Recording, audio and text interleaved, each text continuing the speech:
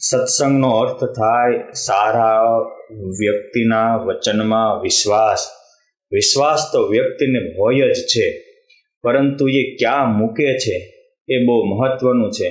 નાશવંતનો વિશ્વાસ વ્યક્તિને નાશવંત અને અનંત જન્મ સુધી દોરાવે છે, અને શાશ્વતનો સત્યનો વિશ્વાસ વ્યક્તિને અમર પદ આપે છે. પરંતુ માણસ વિશ્વાસ મૂકવામાં બહુ થાક ખાઈ જાય છે. સૌથી વધારે માણસને દગો દેનારો હોય તો પોતાનું શરીર છે. શરીર માટે જે બધું ઠીકઠાક કરી રહ્યું હોય ત્યાં ક્યારે ક્યાં બીમાર પડી જાય શરીર ખબર રહેતી નથી, અને ક્યારે ક્યાં શરીર અટકીને ઊભું રહે એ પણ ખબર રહેતી નથી. પરંતુ આવા નાશવંત દેહનો વિશ્વાસ એ પરમેશ્વર કે મોટાના સંતનો વિશ્વાસ લેવામાં વ્યક્તિને સમર્થ રહેવા દેતી નથી, કારણ કે પોતાની વિશ્વાસરૂપી શક્તિ જ્યાં ત્યાં વપરાઈ ગઈ.